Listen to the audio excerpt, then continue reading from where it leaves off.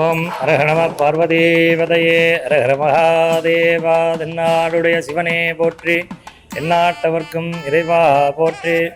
பேர் அன்புசார் பக்த மெய்யன்பர்களே, நமது வள்ளிதேவ ஹேனாசமேத சுப்பிரமணிய சுவாமி ஆலயத்திலே பங்குனி உத்தர வைபவமானது இனிதே நடைபெற்று கொண்டிருக்கிறது.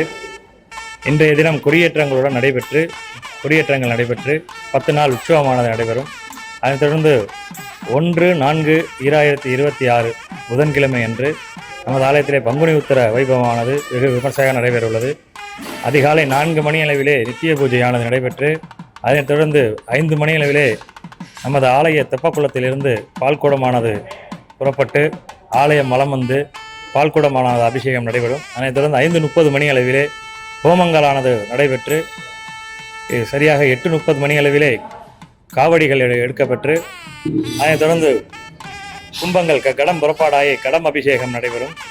அதைத் தொடர்ந்து எல்லாம் சுவாமிக்கு அலங்காரங்கள் செய்யப்பட்டு சரியாக 11 மணி அளவிலே சுவாமி விசேஷ பூஜையானது நடைபெற்று ஆலயம் உள்வீதி வலம் வந்து நமது தெப்பக்குளத்தில் தீர்த்தவாரிகள் நடைபெற்று, அதைத் தொடர்ந்து மகேஸ்வர பூஜை நடைபெற்று, அதைத் தொடர்ந்து எல்லாமல்ல முருகப்பெருமானுக்கு அர்ச்சனையானது செய்யப்படும்.